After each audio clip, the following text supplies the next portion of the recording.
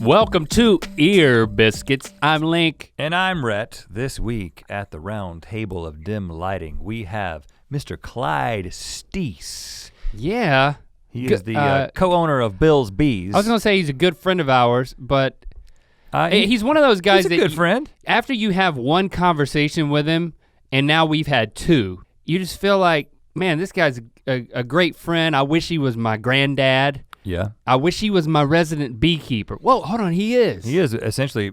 We met him when we filmed the episode 10,000 Bee Beard, where we put the Bee Beard on Link. What was that which series was called? A life. It was the GMM series called the Backup Plan. Yes. And that was a life-defining experience for me. Right, and so he works with— Because I didn't die. Out of all those bees, I only got stung by one. The very last one, pretty much. It hurt a lot. And Bill of Bill's Bees works with Clyde, and Bill is the one that was actually in the video quite a bit. Yeah. But Clyde was kind of behind the scenes, and we talked to him, and he was a character and had a lot of crazy bee stories. Yeah. So we decided to bring him on to Ear Biscuits, and he's gonna tell us a little bit about some of the crazy things that happen to a beekeeper such as himself. I think some life-saving advice is gonna be coming your way. This podcast could save lives, the lives of bees. This podcast could save the world. It could. I'm gonna go that far. No, and this is no exaggeration. Yeah, but let's just leave it at that. Let's not build it up too much. I don't want to say anything else. But let's just nonchalantly say this podcast and what Clyde had to say could save the world. Yeah, right. But we're not gonna build it up. Mm-mm. I mean, you don't have to keep listening. I mean, it would be your loss as a worldlian. Never heard that term. I am so thirsty at the end of this day. I know you're resistant to this, but I am thirsty anyway. I know you think it's because we went in the ocean. We went in the ocean this morning. And I'm not saying that doesn't have an impact. I'm just saying I don't seem any thirstier than I normally do. That's why I am so in touch with my personal hydration, and don't deny it. Don't deny that you're in touch with your personal hydration? Yes, I'm not trying to make this confrontational, but I know that you're a hydration denier. I would just say that— I am so in touch with my personal hydration that you should listen to me. That's the charitable way for you to say that you're very sensitive. You're sensitive to hydration. I am sensitive to my body's and sensitive to hydration levels. To temperatures. Well, let's not bring, this has nothing to do with temperatures. I mean, this could be a good thing. I mean, it can be annoying, but it could also be a good thing. Are you now making a list of things that you're annoyed by that I'm sensitive to? If one of these days we're in a situation where like there's a killer and he's controlling our hydration and he's slowly decreasing our hydration, and that's I'd be like, you know what, he's killing us slowly by dehydration. You would be a great asset there because you would be the one that knew that we were having less water. I'm just saying I'm not sensitive to that. I'm not gonna tell you that I'm thirsty. I'm just gonna drink the normal amount of water. And you know what, Rhett? I don't expect you to be, and that I will gladly be that for you. But why don't we just tell them? And I'm being that today by saying— But why you're thirsty and why we went in the ocean? Because we got in the ocean and I've been thirsty all day, and I think that's just my point. You get in the ocean, your body— Maybe you have a leak. I mean, honestly, maybe it's a skin issue. Maybe there's like a hole in you somewhere. Maybe you've got a hole somewhere that you— So I don't know it, but I think that scientifically, I mean, and what if you have another orifice? Have you looked at every part of your body? Well, I'm not gonna inspect myself for orifices right now. I go to the dermatologist every 6 months to have them do a full body check for an orifice? For other moles, and if there's another orifice, he will see it. He's never seen it. He's seen every square inch of my body. Doc, just places that I've never seen, places that I've never ventured to look at in front of a mirror or with a video camera. Just give it to me straight. Do I have another orifice? But sometimes you can see a big mole and you might be tempted to think it was an orifice until you got close enough to it. If it's dark enough. Hey man, we're in total agreement. And what I'm saying is having one of those arguments about nothing. You may have an extra orifice, and what happens when you get into the ocean is the salt comes in and the good water goes out. And that orifice has been leaking? Yeah, but you could just caulk it. You can need to get some like dermatology caulk. That's probably a thing. They probably got some. Next time, in fact, I've got to go to my dermatologist in about 3 weeks. It's like, shoot it straight, man. You got caulk, right? You got caulk for unexpected orifices. Hey man, I'm here for one reason and one reason only. Caulk for days. I want my orifice caulked. That one orifice. I don't know how that happened. So we went to the ocean, and I think it's because my body's not used to being in the ocean water, and I was extra orifice. We went surfing. I'm not gonna say paddleboarding because there's a stigma. There's a big stigma. Even though that's really what we did, but we were surfing waves on paddleboards, but let's just say we were surfing because there's no stigma, it's cool. And I'll say, aside from- For the first time in over a year, my body wasn't, it was, I think it was acting as if I was in a pool and not the ocean. And you gotta give it a heads up. Took in way too much salt, and I didn't know how to tell it. You didn't close the orifice. This is gonna be saltier than you're used to. And I gotta say, the main reason we haven't been is because I injured myself over a year ago, and I kind of re-injured my back. And I'm afraid to go without you. And you're afraid of sharks. Well, it's a long drive, and you gotta get up at like 5 a.m. and put boards on a car, and you need like But I haven't been able to go. I haven't been able to go, and you know that if there's a shark attack, they'll probably go for me first because I'm bigger. It's like they go for the big seal first. Right, and you're so always- they call me Big Seal. You're always you're bloody. And you've got that extra orifice that probably confuses sharks. It's like an octopus with some sort of ink hole. Ink doesn't come out of it. Really? So you know where it is now.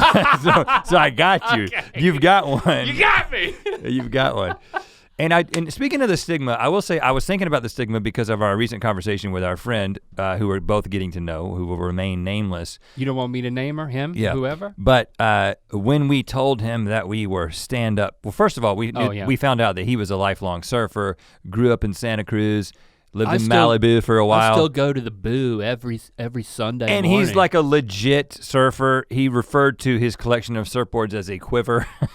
I mean, this dude is for real. And we were sitting there and we're becoming friends with him. And I was like, the funny thing is you didn't even want to tell him.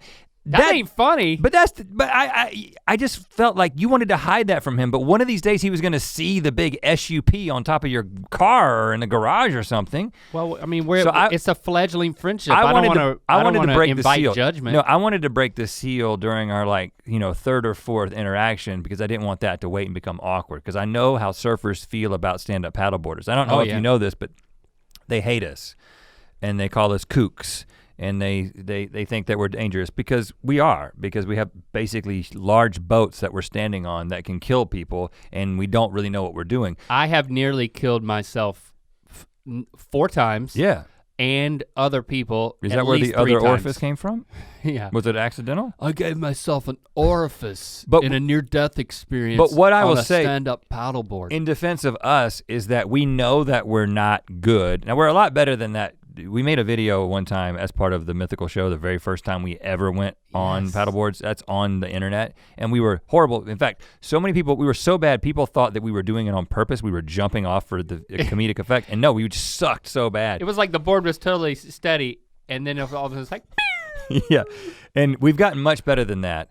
But we're still very cognizant of the fact that we're not liked out there and accepted. So we go to places where it's more acceptable for stand-up paddleboarders. There are other stand-up paddleboarders, and we kind of stay in our lane, so to speak. And I gotta say, you look good today. You caught something. Now, I did look back there a couple of times and saw you losing your balance in the middle of nothing and just falling over. So it still does happen. And then while you notice that, then you lost your balance in the middle of Once nothing. Once you see the other guy fall, it's like, you lose all perspective. But I feel good about it. It was a soul fulfilling experience, and we got to do it more, man. We got to do it more. There's a Zen-like quality of, I mean, I'm not gonna go so far as to be like the electricity, there's electricity involved. But there is, there's electricity and everything. But okay, so you are going that, and then what's the next step?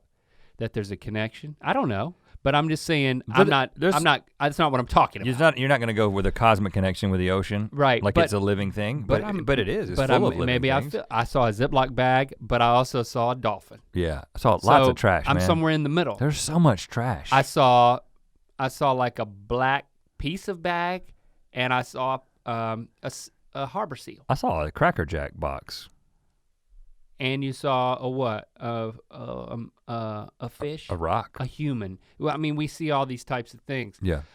So there's a tension here, but there's a Zen-like quality to being out there that it just, I mean, all day I've felt, dehydrated, but also just like like I just have more space. I have more space in my life.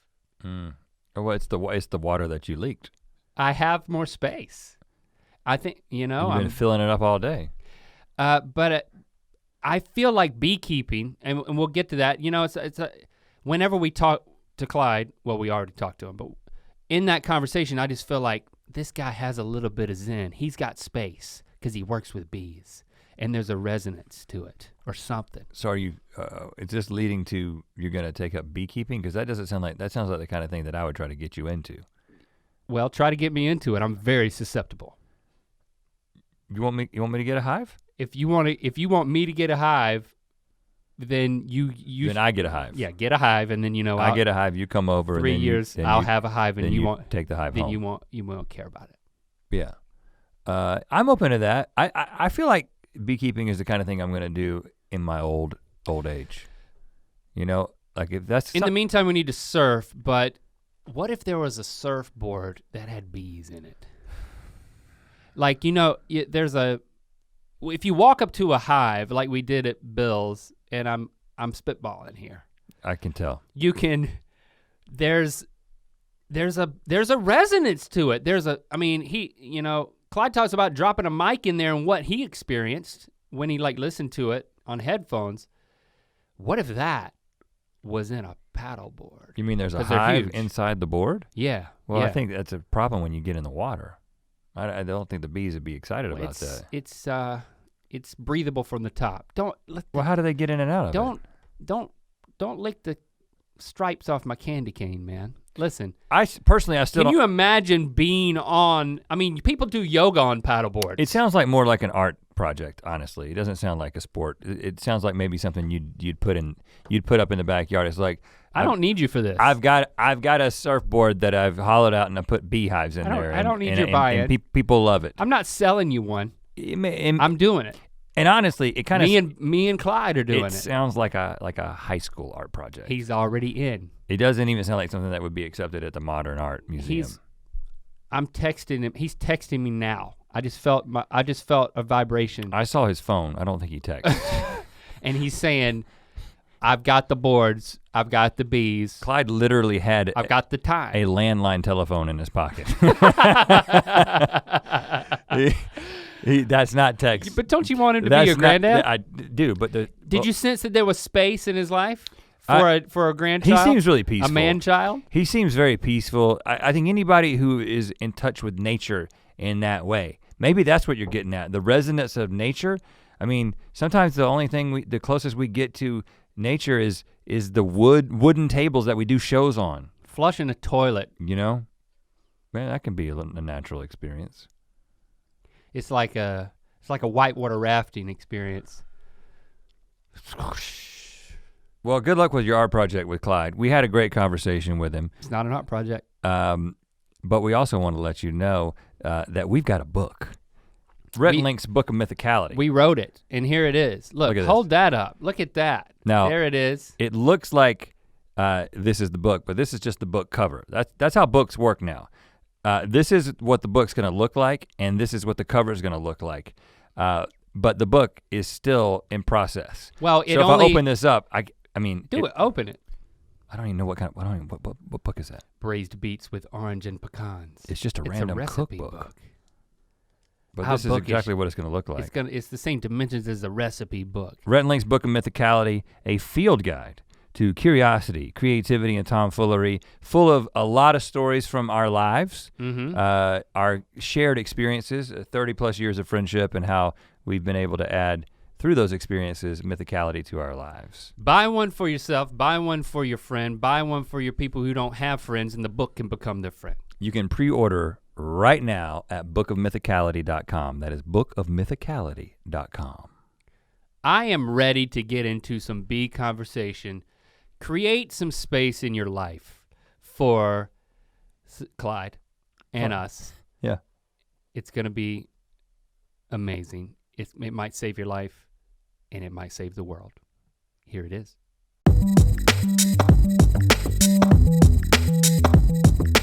Yeah, so you were showing them pictures of you sitting there beginning and during the time you were getting the bees on you, and he's standing back here going, yeah. Mutilate him. I was actually curious. Well, you know that they work here, so they're required to watch all of our videos. Well, kind of. The one young lady said she hadn't seen it yet. Yeah. We're adding. We add people to the Mythical crew, and I'm joking. We don't make them watch everything. That would be like thousands of videos. They'd still be Why watching. Not? But that's the one I should make them watch because that's the one where I seem like a rock star. Yeah. And that doesn't happen many times. Well, I told them you don't see it on film and everything because you got it back here and you cut and put things together. But I said one of the memorable points was he's sitting there and the bees are going on him. And I says, he loves to chat a little bit. And he's going, well, I says, and I remember him stating so clearly, tell me a story. Take me to a happy place. I said, I was waiting for him to spring from the chair and run away, but he didn't. He stuck it out. But I said, that was so memorable. Well, you told me not to run because then I would have been like ripped to shreds by these bees, potentially. Yeah, that's when you when you make them aggressive, right? Yeah, but that filmed great. I mean, bees devouring. Yeah, that would have gotten more views. Yeah, if it would have killed me. It was pretty epic though, and it was also one of the best 20-minute sessions of my life because Link was completely quiet for the entire I couldn't talk process because they were that's the what bees were trying. They were literally trying to get into your mouth. Yeah, they were. I could feel their little fingers trying to pry my lips apart. I don't think they're fingers. Are they fingers? Do they have fingers? Legs, fingers. Yeah, there's. What's on the end of the leg? Actually, you can't see it with the naked eye, but there's actually little spurs on there. I know, but I could feel it. You call those bee fingers. Yeah. The bee fingers felt like little spurs, and they were prying my lips apart to get inside of my head. Yeah. For the moisture or something, right? Well, and it's just a natural thing for them. They see a opening and they want to investigate it. They're curious. That's why you had the nose plugs on. Yeah. As well. Yeah, we had your ears plugged. And my ears were plugged. Yeah. Every orifice is above the waist. Is inviting. Well, that's why I kept my pants on. No, you had your belt cinched really tight. Have you done the bee beard before? Was that? Yeah, we've done it before. We did. There was a short-lived TV show on it. No, but have you put it on yourself? Oh yeah. Oh yeah. It's on a short-lived television show. Yeah, they had this dating program, where boy meets girl, and you were the boy. It would have been nice, but this was.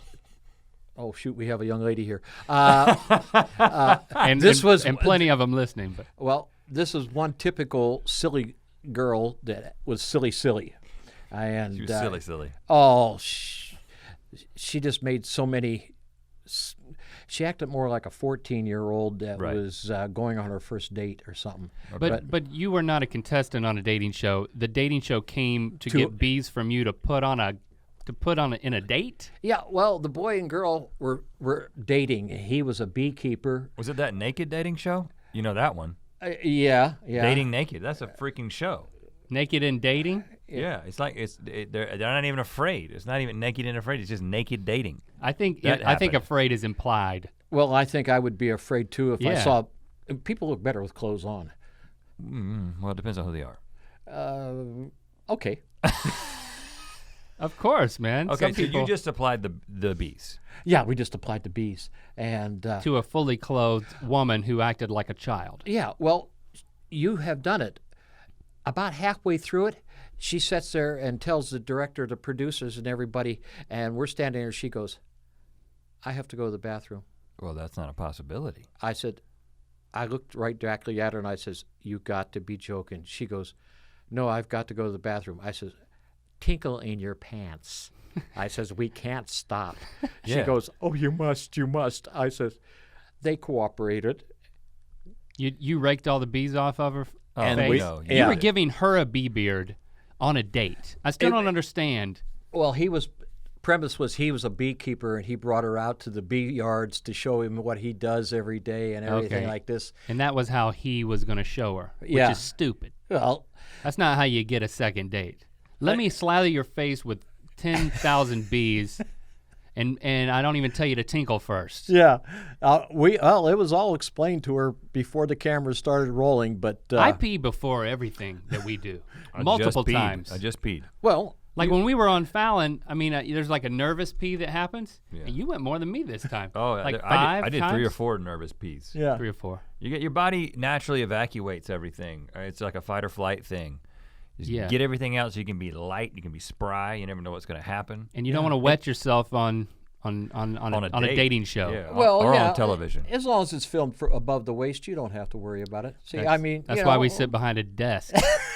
But we're constantly we're like NASCAR drivers. We just urinate whenever it hits us. You know about the NASCAR drivers thing? They have it's like an external catheter thing. Yeah. That goes to the bottom of the. Yeah, they have a drawer. And it goes right out. A drawer? Yeah. The one that we saw was an external catheter that went down, which is basically like the thing that I wore on the show, the pee bag thing. We tested a product where it was for like when you're at the stadium and you don't want to get up and go to the bathroom and you have a literal like bag on your leg. Stadium Pal or something? Yeah. And I had such a difficult time relaxing. Yeah. And like while just sitting there next to people and doing that. But NASCAR drivers, those guys that do the Baja 500, they do it, but it comes out a little tube and just goes through a hole in the floor of the car. Well, yeah. No, well, that's the part. See, with everything he says, there's a part. No. Where you gotta be like, the made up part? That's the made up part. And that was it. I mean, it's like an oil slick for Earnhardt Jr. trailing you. Yeah, it's like a Batman tactic. Yeah. And my urine is very slick for weaponized purposes. Look at 200 yards ahead for the wet spots. That's where we go. It's a trail. But you can weaponize bees. Yeah.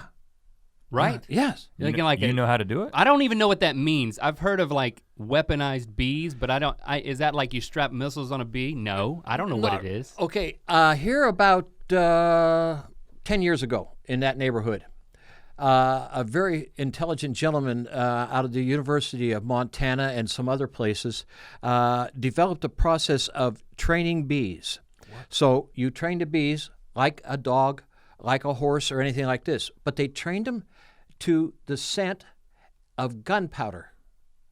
And they would put gunpowder. Train them to do what to the scent of gunpowder? They would follow gunpowder. They would go to it. They would go to it. Like tracking a dog tracking a scent. Correct. So they will track that gunpowder. It takes quite a long time, and you add a little bit more and more until they start doing it. Then you take it out in a field and you put gunpowder down on the ground or something like that. You release the bees, and they will fly around, and instead of going to the flower, they go to the gunpowder. So why? Okay, and then what's the application of that? They explode? Okay, now the fellas are setting over They there. light it. Yeah, now the fellas are setting in wartime, and they're in Afghanistan and all around. And they got these landmines up and down the roads and all around like that. So they've taken these bees, and now they release them. They fly down the road, and they will hover over these landmines. Landmines. So they're these. So like a, okay. So like there's gunpowder in a landmine or the same type of stuff. Same type of stuff, and they pick up the scent, and so you're driving down there, and you're looking. We have one in the middle of the road. We have one over here, one over there. Put the brakes on, stop, get back. People can go up, take care of that situation, or drive around it. We're looking for bees to make honey, and we're delicious. They're beneficial to the military on that. Do you know how they're training them specifically? Yeah. Like, how do you get them to like gunpowder? Yeah, how do you get them to like gunpowder or be attracted to it? Do you know? You put it. Oh well, let me guess. I'd say you put it in a flower. You get like a little flower. Very much dummy that flower. From what I've right? understood, you start off with honey itself, a little drop of honey. You add like peppering the honey with a little gunpowder, like a little Salt Bay. Yeah, a little Salt Bay, and you know about Salt Bay? You know who this? You know who he is? Yeah. But I mean, you turn around and you. I know you don't. Let me tell you who he is if you don't know who he is. Who is he? I don't. Some dude. He's a Turkish butcher, and he's famous for putting salt on things. No, he cuts meat. He's a butcher that like is a performance artist on the internet. He sprinkles a salt, and then at the end, it hits his elbow and goes all over the meat. Oh, he's a Julia Childs. Yeah. He's like meat. He's the modern day Julia Childs of meat. Yeah. Yeah. But see, so you didn't know who he was. Yeah. That was your thing. But it's always best to say you do. I'm not much in Turkish meat. Turkey comes at Thanksgiving. Yeah, right. But turkey meat. My wife puts turkey meat in the meatballs, and I've eaten it, and then I'm like, well, there's turkey in there. It's like, well, thanks for telling me. Oh, she tells you? I just afterward. Yeah. Well, it could be worse. I didn't mean to derail us, but you did a little bit. They put a little honey. Sprinkle it in there. They add honey, gunpowder, and then they just continue. Gunpowder and honey. Yeah. The bees will naturally go to the honey. Fantastic. Now. Why did the bees go to the honey? I thought they made the honey, but why are they also attracted to honey? Because I thought they were attracted to pollen. They are attracted to pollen. They are attracted to the nectar that's in the flowers that they want to go to. But the bee has never learned to not make honey. She will go to anything sweet, just like she'll go to you guys. We talking about the queen? Yeah. They go to the queen, too. They go to the queen. They'll go to pop cans, soda cans, because they're sweet. So they know if they put honey there, the bee is going to come there, put the gunpowder with it, and they come there. But what does a bee do when it encounters honey? If I just took honey and just hoodies, not a hoodie. They don't care about hoodies, man. But if you just put honey on like a bench, all of a sudden you're gonna have bees all over it. You can. You're set out there. But what are they thinking? Or a soft drink. Are they like, this is what we need to use to make what we need? It is the thing that we need to use to make the thing that we have. Right. They go to the easiest source. So you have it sitting here on the bench, a tray or whatever, and there's honey there. Why should I drive 5 miles to get a little bit when I only have to go a couple hundred yards? Because they're just making honey to feed all the people. Yeah. So they fly over there. They pick that honey up just like they would pick up the nectar, and they come buzzing back to the hive, and they go back over again. And they don't discriminate. It's not like we didn't make this. They don't care as long as it's sweet. And then how do you get the bees back into the hive after they spotted something? The bees will collect themselves when the sun goes down. So you just leave them where they're at. Really? But if you remove the mine, they're not going to gather around that anymore. Just leave the bee. Leave a collection box there with what they're familiar with, gunpowder. When it gets dark, they all collect right back into that box. You could be making all this up and we wouldn't know. Don't tell him that. No. That's like opening a door. No, somebody's going to hear this. And they'll go, he's lying. Well, okay, and here's the interesting thing. You're right. Is I know this from, Bill explained this to us, that you guys have also been used as like consultants on freaking movies. Yeah. Weren't you used as consultants on the Bee movie itself? Yeah, with Mr. Seinfeld. I'm not making this up. They needed bee consultants for the Bee movie, and you were the guys. Yeah. Did it go well? It went fantastic. It was like Jer asking you questions? No. We worked. Elaine, was she there? No, we These worked. Are characters. Yeah. That's also his real name, though. Yeah. We directly worked with the soundmen, cameramen, and people like this. I was super intrigued when the sound man came out, and he sat there or stood there, I should say, and he puts mics inside the hive. We know that the bees make different sounds at different times of the day. We know they make different sounds at different levels in the hive. And this was one of those very few times in my life I'll ever again, I was able to put a headset on and listen as he recorded the sounds of those bees at different levels. It's just overwhelmingly exciting. That was the best sound you've ever experienced? One of them. Well, you had to think there for What's a second. another one? Well, when my wife said, "Yeah, I'll marry you." Okay, that's good. That's sweet. That's Great a sweet answer. one. And coming from the honey man. Yeah, and she's not listening. This last year she said, "Yeah, it's been good after 50 years. I think we'll make it a little bit longer." 50 years, man. Yeah. So yeah, there's a milestone. You're bringing home the honey. Yeah, well, you bring honey for your honey, and you'll be happy, happy, happy. She likes that honey. Yeah. Clyde's honey. You know what? No, why don't you just think those things? Trying to make it weird. But wasn't there like some major detail? I think I remember Bill telling me this. There was some like major choice that they made. Yeah, Bill was like frustrated about something. That was like wrong. Wrong. Like one of the characters was a female and it was actually, or a male. Yeah, we gave him the 101 class teachings about bees, and when the final episodes are all colored up and put together, they got drones flying out there, and the world becomes blossoming again, and honey is being made, and it's happy, happy time again. It was great and accurate. Drones don't do anything. They don't make any honey. They don't do any. They just walk around and eat. And the worker bee, the lady bee, does all the work. According to them, Mom just sat in the house and made supper and knitted and took care of the kids. Well, a point, yes, but when all those drones line up like soldiers and reevaluate the whole earth in colors and everything, I sat there and I went, no. That's the exact opposite of what happens. Opposite. So you're saying it was because Seinfeld's character, who was a drone because he was a dude, he should have just sat there and ate the whole movie, and that would have been accurate, and it probably would have been a better movie. Well, that, and he should have been looking like, wow, where is there a beautiful young lady around here that I can mate with? I'm looking for them. That's all they're good for. Right. Mating. Well, that could be a different kind of movie. Let's be honest. Maybe we should call Seinfeld.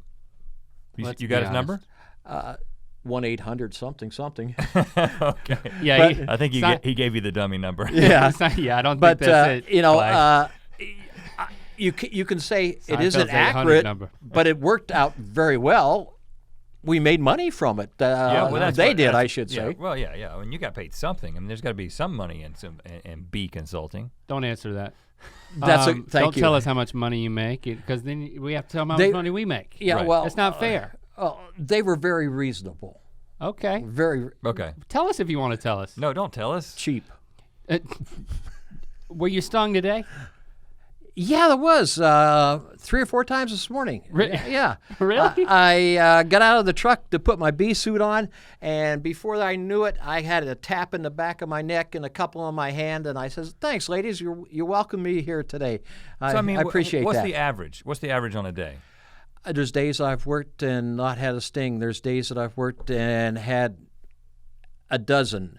But I seem to remember you hanging around with no bee suit on. Of course, I had a beard full of them. Yeah. And I was not protected while you were doing that. But I also will say something we learned when we were there is that particular hive was at a certain stage where they were like the least aggressive that bees can get. The bee beard bees are not your typical bee. Yes, we selected. We hand selected those out. But because you selected a different, like a certain hive that was very gentle, very mellow.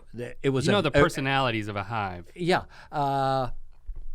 You ever had any nasty run-ins with a nasty personality hive? Oh yeah. Tell me a horror story. Well, a couple of years ago we were working the hives, and I knew this one hive was fairly aggressive, mean. We referred to it as an Africanized hive. We knew that.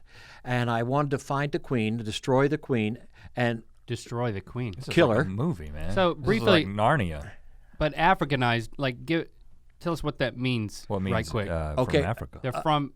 They're from Africa. We had some. Or they've interbred with African bees, and it's a new thing. It's a new thing. Okay. Yeah. I mean, They're not African bees, they're Africanized. Africanized. We had some people that were geniuses, so they got bees from Africa, took them to Brazil, and they're going to make the super bee. Not the super beetle, but the super bee. Okay. They ran out of funding. They said, okay, and they packed their clothes and they left. So they left everything set there. Well, including the bees. The bees are fairly aggressive already. How long ago was this? 20 years back, at least. What would a super bee have been? That was the question. Nobody knows. But they got mean in Brazil. They got mean. They migrated, they crossbred with the bees in Brazil and everything, and then they started traveling. And they just traveled from Brazil right up Central America, right up into the United States, and they're here in California. What would they do? Like, well, I mean, what's their MO? Like, what makes them so mean? Well, like, are we talking like wedgies? Like you could, indiscriminate wedgies? Yeah, they could get that bad. They could kill people though. Yes, too many. They call them killer bees, man. I mean, don't you remember the '80s? Yeah, a lot of documentation where people have died from it. Like how big of an animal? A horse? Yes. So 3 years ago, we lost 2 horses down in Temecula. So they're not 3 years ago. Yeah. So they're not any more venomous. Oh yes. They are more venomous. Their venom is a little stronger. Yeah. So, but the main thing is they're more aggressive and easily agitated, or like what? Is it something? Very easily agitated. You can walk by them, knock on the hive box, the tree, or the building they're in, and they will come. They come by the thousands. And they follow you. For how long? They can go with you up to a half a mile. In order to attack you. Attack you. They attack.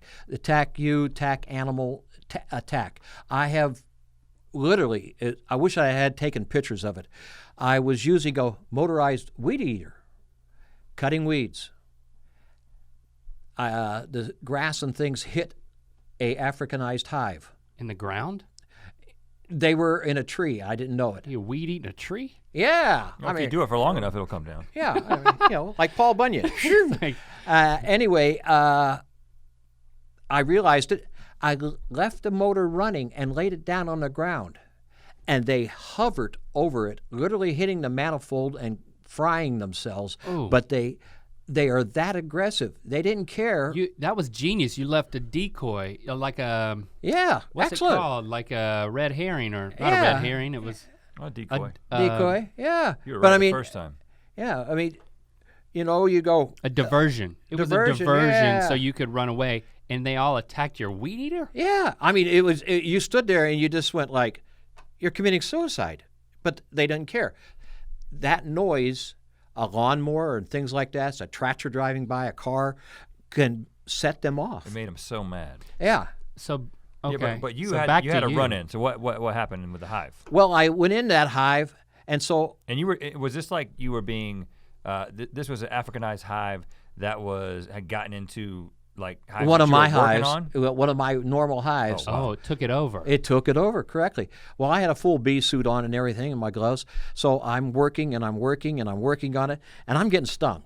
I mean, through the suit? Yes. It's one of the cute things in life is when you buy a bee suit, you open it up and you say, "Oh, I have a nice new suit here." But they give you a little piece of paper on it, and it says, "This suit will not protect you from stings." And I always go, then why did I buy it? I don't remember being told that as I was putting on the bee suit earlier in that episode. Feeling totally safe. Yeah, well, some things you don't need to know. So I was working there, and I was getting stung. Getting stung, and I walked over to Bill, my partner, and I said, "Uncle, I quit. Get me out of here. I'm done. I can't." He goes, "What's wrong?" I says, "Man," he goes, "Oh my God. At this point in time, I'm hot. You've had a sunburn." That's the hot I had. Yeah. I was blistering hot, and I was wringing my hands because they burned through the gloves. He took me down the hill from where we was working, took me over to the Verdugo Hospital. At that time, we were in the parking lot. I take my bee suit off. I'm in my T-shirt and shorts like I normally are. Mm-hmm. I'm beat red. Everywhere. Everywhere. And you're burning. Burning. Are you in other pain?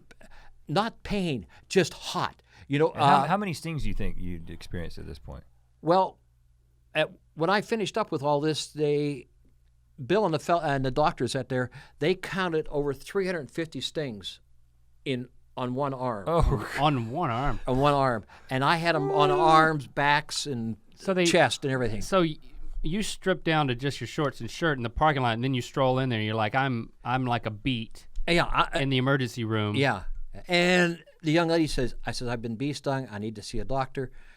And not just once. And you didn't have she to clarify. Said, "Very well." You didn't have to give him any paperwork. The gentleman walked out and he said, "Follow me." I pulled the big lotto numbers because I walked to the next door and the doctor's standing there. He had just come back from Central America after 6 months studying of what African bees and the bee stings will do to the human body. Mm-hmm. And he looked over at me. He says, "You've been bee stung, my God." He says, 250 milligrams of this, 250 milligrams of steroids. And I goes, "My wife's going to be happy." He goes, "No, it's not that." But you're not going to bulk up. Yeah, no, I was praying. So they hang bottles, they stick you with these things and tab you with that. And I jokingly to him, I says, "Oh, you're bringing in the microwave to serve lunch?" He goes, and the nurse says, "Oh, no, that's the cardiac resuscitation." I goes, "Oh, well, we don't need that."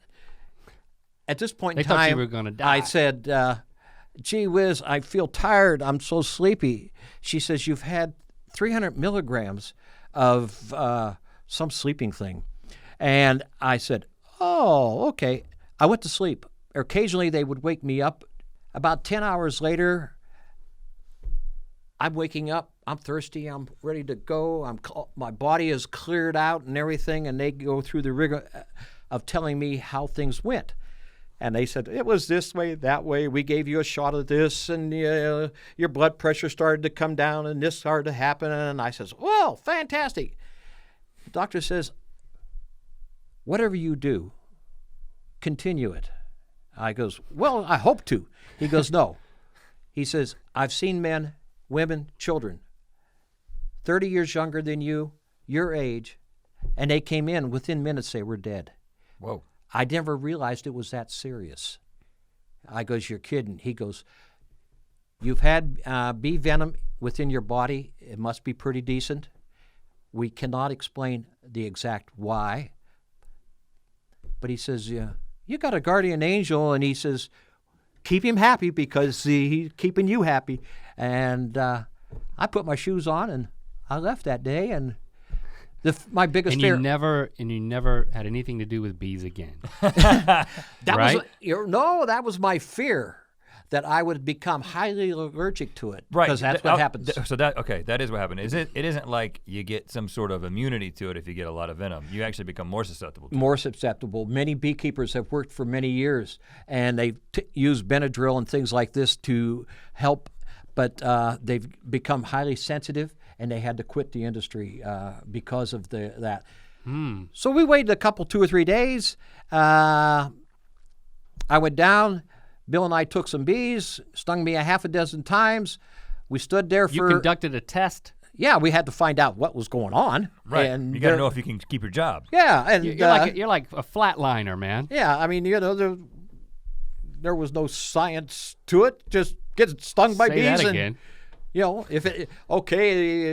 If you keel over, I'll put you in the truck, take you to the hospital again. But nothing happened, and we looked at each other. I said, "I'll get my bee suit. Let's go to work." And that's been it. Really? And what's the worst incident since then?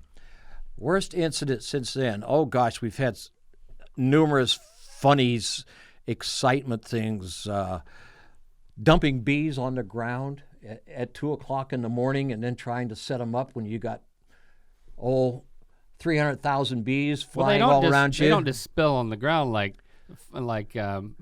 Well, Bill was cereal. Bill was picking up a pallet that had 4 hives on it, and he turned, and all 4 hives fall on the ground. And he turns to me and says, "Stack them up. I'll get the rest of them." And now you have bees running up your pant legs and all over you. No bee suit in this situation. Well, I had a bee suit on, but they weren't a happy bunch of ladies that got dumped on the ground from 20 feet in the air. If you set everything back up, they just come back together? Or yeah, they came back together. You got to use a broom? Or? No, I just used my hands, picked them up, and put them in their different boxes and prayed that everything would work out. We delivered some bees here last summer up in the high desert, up to the alfalfa fields. So you're delivering these bees in order to... We had 2 processes there. One was to make alfalfa honey and also do pollination for right, because all the farmers use the bees. Yeah. So it's late at night, after midnight, something like that. And we hadn't told the farmer that we were coming in, but we have been doing this for 8-9 years at his place. We pull in, get out of the truck, And his truck comes flying up there real fast, jumps out of this thing. He pulls out a gun, and I went, whoa, hey, what's going on? What's going on? He goes, oh, I thought someone was trying to steal my hay. Well, he had a problem with that, and we didn't know it. Ooh. And I'm standing there. Well, at 1 o'clock in the morning, you stand there, and headlights are in your face, and a man's got a gun pointing at you. You pop tinkle in your britches. I was about to say, did you? Because I've always thought, I've never had a gun pointed at me. But I just, yeah, me neither. You know, you see the movies, and there's the one guy that gets the gun pointed at him, and then he pees himself, and I was like, I wouldn't be that guy, but I think I might be that guy. You know, fortunately, I wasn't that guy. I kept going, blah, blah, blah, and I'm going, it's me, it's me, it's me, it's me, and he goes, oh yeah. I went, yeah, wow, and he relaxed, and I stood there, and I looked over to my partner Bill, and he goes, I says, huh? He goes, yeah, right. I mean, we had about 12 octave higher in voice, and I said, that's enough of this. But it was that guardian angel.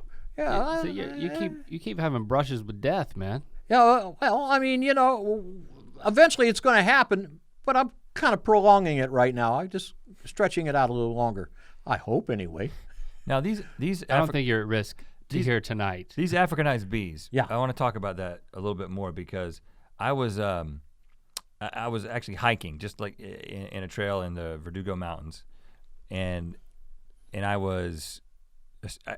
get a little bit worried sometimes, especially when I'm with my kids. Yeah. I'm like, okay, well, and we meet somebody on the trail, and there's like about a mile up, we think we heard a rattlesnake, so be careful. Oh, so you're thinking about rattlesnakes, and then I'm thinking about, well, you know, I know the ticks have Lyme disease around here now. That's something that's starting to happen. Like, so check yourself for ticks.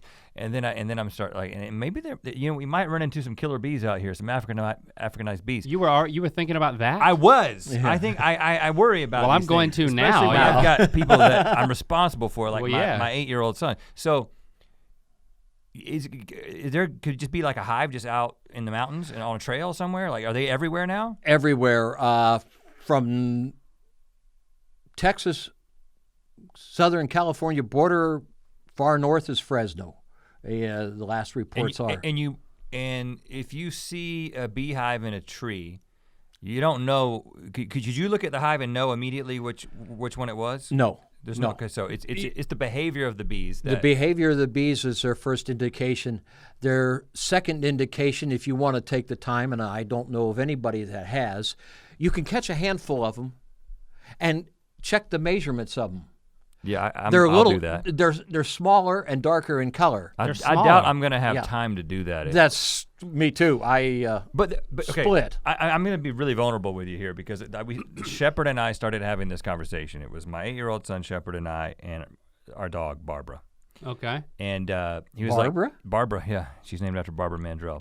And my son was like, Dad, what are we going to do if we run into one of these hives of killer bees? And I was like, well, the thing is they will follow you. And I told him, I said, I think they'll follow you for like up to a mile. So I was a little bit off on my math. That's okay. And I said, but the thing is we have to run because you can't just stay there because we gotta run. And I read in that worst case scenario handbook that you can't just go and like get underwater because they'll just stay above the water until you come back out and keep stinging you. So, really? So then Shepard and I started talking about like at what point would we leave the dog behind? You know, because when it comes to me and my son and Barbara, I mean, I'm sorry, I love Barbara to death, but if somebody's got to go, it's going to be the dog. But I said Barbara's a lot lighter than Shepard. But I told Shepard, I was like, Shepard, it would have to be, I would have to know that you were in mortal danger before I would leave the dog behind. Like it would seriously be like a moral equation where I was like, I have to lose the kid or the dog, I'm going to give the dog up. Well, as you're running down across there, your son's going to pass you up because you're going to be reaching for the dog, and he's going to say, "Bye, Dad, I'm gone," and he splits. You know. But is that what we're supposed to do? Just run like crazy? You cannot. It's not like a black bear where you just get real big and go, and they run away from you. 95% of us aren't in any kind of physical shape to run a mile, at any speed. We could jog maybe a mile, but to go full blast out and run, and me. to run full out for a half mile or a mile, we probably get about 200 yards, and then we're on our knees panting like Hootie. So, yeah. Like Hootie? Yeah, like Hootie, yeah. Hootie and the Blowfish? Yeah, I mean, you're done. But no. But how does Hootie pant? You talking about Darius Rucker? I've never heard the saying. You haven't? No. Oh, I've used this for years. Panting like Hootie? Panting like Hootie. You know about Darius Rucker, though, right? He's Yeah. doing country now. Yeah. Don't say yeah if you don't know, though. Well, I listen to the music. Okay, I don't know. He does know. Yeah. But is that who you're talking about? When you say Hootie. Well, it's a very polite way for me to not use any other language that's offensive. Thank you. Yeah. So I add Hootie to something where somebody would say, mm-hmm. Yeah, okay. Yeah. I like that. Thank you. I'm going to start doing that. I hadn't thought about Darius Rucker in a minute. Yeah. So it works real well. I get okay, so you're you'd be panting like Hootie, and they're stinging you because you're not far enough away. Yeah. So what do we do? You stay away. You just if you look up there in the tree, late. you see bees flying around. Take another avenue of hiking. So you're saying that as long as you don't do something to directly agitate them, it's unlikely that you will have a problem. If you don't agitate the wife, everything is happy. Okay. If you come in there and you agitate, it could be a whole week before it calms down. Okay. 50 years, man. All right. 50 years of wisdom speaking right there. And practical knowledge. Either that or just carry a running weed eater with you at all times so as a diversion. You shouldn't do what we did as kids, which we would find a hive and we would throw a stick at it. Oh, yeah. Yeah, and then run. Yeah. Across the Cape Fear River. Hornet's nest. And then up. It wasn't bees. I guess we knew because we could see them. It was a hornet's nest. Like one of those big paper hornets, and it was in the hornet. crack of it was in a hole in a tree, and I took a stick and threw it, and it wedged right in there. But what you would do is we were all ready, so it's we would creep up and there was probably 30 minutes of planning, and then it's there's a countdown. A little overkill though, And then it's all right, here we go, and then 1, 2, 3, and then you throw it, and then we ran. We bolted. Yeah. Nobody got stung. No, we didn't. Me, you, and Ben. Hornets are mean, and the sting hurts worse. But you did the 1, 2, 3. You lost all the thrill. You should have just stuck around for another 5 minutes, and you go for 4, 5, and 6. Yeah, and say and then go home, tell mom, dad, look at me. I'm dimpled all over from stings. Help. Calamine lotion all over my body.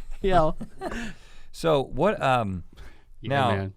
You like Honey Nut Cheerios? Yeah. They're. But just because they got a bee on the box, you're going to talk about Honey Nut Cheerios? Do you eat them? You eat them every day? No. You got them on the shelf at any given time? Yeah, they're there. A couple times a week, maybe. Couple times a week. Do you think if you weren't a bee man, you'd eat them? Oh yeah. I like them. They're just good. That's it. I like it. So they came first. Yeah. They came before the job. So they're doing this thing now. They don't have the bees gone. The bees not on the packaging because they're trying to tell people about all the bees that are disappearing. Right. Well, what's there if there's not a bee there? It's space. Just a space. It's a white space where Buzz. I didn't even know this. I didn't know his name was Buzz. Did you know the bee's name was Buzz? Yeah, he was buzzing. Because we almost had them as a sponsor, but they wanted us to do a wrap with a Cheerios wrap, and we weren't in a position to do that. Hold on, wasn't Ludacris involved in this? No, it was Nelly. Nelly made because Nelly had a Cheerios wrap. Nelly had a Cheerios wrap. Yeah. Why Nelly. Why didn't we do that? Yeah, I can. We could have collabed with Nelly. Yeah. So they're doing this Still thing. love Cheerios, though. So they don't have Buzz on there because of the plight of the honeybees, and they're doing this thing where if you sign up, and we didn't do the sponsorship deal with them. I'm just saying this. I know about. And we're not currently doing it, and it's still not sponsored by them. Neither am I. They'll send you wildflower seeds because they want to plant 1 million whatever wildflowers, or 100 million, something crazy like that. So I'm sure you're studied up on this bee problem. What's happening? Well, it's affecting every bee and beekeeper throughout the United States. We're losing 35% of our hives every year. Some areas of the United States are a little higher than that. The bees just die? They're dead, gone. we as progressive people, we have learned how to use insecticides and sprays, and the EPA has re-identified things that killed, now they don't kill. Where they would kill insects and things like this, they re-identified them this past year and said, no, they won't do any harm. Well, that's correct. It doesn't kill the adult bee, but the spray they use, then the bees bring in the pollen and nectar, and they store it within the hive, and these neonicotinoids that they were using and fungicides, they are in the honey. They feed the pollen and that to the growing larva, they die because they can't. They have no resistance to this. So these are sprays that are like insecticides, weed killer type of stuff, fertilizer, and the fungicides like. They probably like originally tested them on adult bees, and they were like, "Oh, they're fine," but they didn't realize. And this has been going on for years. Yeah, and one of the greatest things in the world is you're a chemical company, and you want to sell your product. So you do the testing. They did the testing in their labs, in their facilities, and they came up and said, no harm. Yeah, they're not biased. So no, they're cool. not biased. We're cool. They're cool. So they did all that. And then they file their paperwork, and the folks all read it, and they go, oh, the chemist at Monsanto and Bayer, they said this is just perfect. And they go, okay, go ahead and use it. No outside labs have ever, and when the outside labs or universities test it, they come back with opposite results. And you're seeing anecdotally or locally, you're seeing your bees die. Yeah. It's happening everywhere, all throughout the United States. Because you guys get together, all you beekeeper. Is there like a convention? Yes. You beekeepers. Yeah. I didn't mean to sound derisive. Is that even a word? Righteous? I usually say you derisive. always come up with those. Is this righteous or is that righteous? He's a righteous man. No. You bet you a hootie. We have conventions throughout the year. I just picture everybody rolling in with a beard full of bees on, like, hello, Bill. Hello, Clyde. Yes, and you know. Hello, Tina. You know, beekeepers nice looking are beard, Tina. Yeah, we're very casual guys. So I mean, 50 miles in, you say, yeah, that guy's a beekeeper, and you go, how do you know? He's driving that flatbed truck, towing a forklift. Yep, he's a beekeeper. When you get there, you're sharing your stories that this is not good. This is not good. We're in dire straits. You know, we have professors, scientists that are coming in from throughout the United States, Canada, and Europe that are informing us of the studies that they're doing on these different insecticides and that are used. It is ironic when you look 4 years ago approximately, they had the same problem going on in France. Mm-hmm. The farmers and beekeepers of France went to their government. It was a matter of weeks. They took a vote in their parliament and said, fine, the products are banned in France. Immediately, take them out of the country, haul them away, get them out. And what happened? The bees came back? The bees are starting to come back much better. Because let's clarify, if that doesn't happen here, you know, what are the ramifications of that? And before you even answer that, why is it not happening here? Like, is it because of the big money and like big ag, like Monsanto, they lobbying and like keeping people from like the legislation from going through? Is that what's happening? Well, that and the pen is mightier than the sword. Whatever you can write on paper and make it look documentatively correct, it goes through better. Monsanto was the whipping post for many, and they have come on board with several different people in the last few years, and they're changing their attitude. And they're actually putting their checkbook into play and starting stronger investigation. Bayer hasn't really jumped on the bandwagon yet, and they are the biggest guys in town. Really? Okay. Yeah. So we got to get them on board. Will we? Will the industry get them on board? Wow. We do not have, in the beekeeping industry, the power of money that they have. Well, you got Cheerios. You got Cheerios. So every little bit helps. Well, But it Cheerios could- is on board. Yeah. Yeah, but it could not be Cheerios. Honey Nut cereals and all that. Only 30% to 35% of the honey that is produced in the United States is actually sold here. 70% or just less is imported from outside of the United States. So the Honey Nut cereals and the honey granola bars and all that would not be a bit surprising that honey came from Pakistan, India, Australia, Argentina. 70% of that honey that we have in the store or we consume came from outside of the United States. It is ironic. It's just ironic. And it's what, not. what would happen? What would happen? What would happen if this problem isn't corrected? Well, it's been stated by very intelligent peoples that if no bees, no food. They say that the Earth would probably last 3 or 4 years. I don't want to test the possibility or the theory of that. We would have to go into being grain and grass eaters. And I don't think our bodies can digest. I don't like grass. My front yard. I've tried it a couple of times. We would go into decline. And it wouldn't make any difference how much money you have in the world or what your position in life is. If there's no food to eat, there's just no food to eat, period. So what can we do? What can our listeners do at this point to help? It sounds maybe too simplistic. Sponsor the local beekeeper. Go to his store, go to his farmer's market, and purchase his honey. That will help him maintain his business. We are losing, like I say, 35% or better of our hives.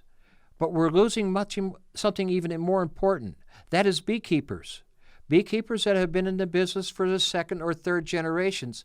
They're saying, gee, Dad, you and Mom can retire. I'm 40 years old. I'm going to go find another job. They're getting out of the business. That is even a bigger loss. Well, here's to that, because I think we've proven that beekeepers are pretty cool. And you know what? I think we've got some of your wares here. Yeah. Pull it out, We man. should be toasting honey, man. Yeah, let's do it. You brought some, right? Yes. And it's like warm. It's like it came out of it's not as warm now, but I don't know if it came out of warm car. Came straight out of a bee. Before we came down, I came down to do, I bottled this up, just freshly bottled up. So fresh. Yeah. This is collected today. Yeah, we ate some of this before, but with Bill, and now we're gonna do it with you, man. It was cool to hang out with you that day. It was. And it was cool to hang out here. So I have the. So support. I have the spoons. Support the local beekeeper. Support the local beekeeper. Show me your spoon technique while you're talking. Plant some wildflowers. Plant wildflowers. Yeah, get out there and plant wildflowers. Educate your family and friends out there that you want to get the local honey. Like we're eating right now, this very nice local honey. It's excellent for those who have pollen allergies. But it's sad to know that all the bees had to die to make this. Yeah, this is because it is the bee's blood, right? It's the bee's blood, right? That's what honey is. No, it's just the nectar from the flower.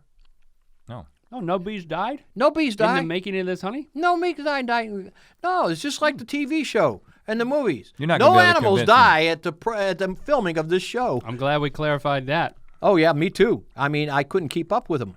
That's good. I You're like not gonna that. be able to convince me that's not bee blood, but I still love it. Bee blood. Bee guts, something. Bee blood is actually yellow. Yeah, So- just like that honey. That's kind of a brown, amber. That's good. Yeah, it is good. Yeah, it'll put hair on your chest. I'm good there. Thank you. Yeah, well, I agree. What, you seen his chest? No, that's why I have no hair in my head. It fell down. Thanks for coming in, Yeah, man. thanks. You're Clyde. welcome. Good. Thank you, guys.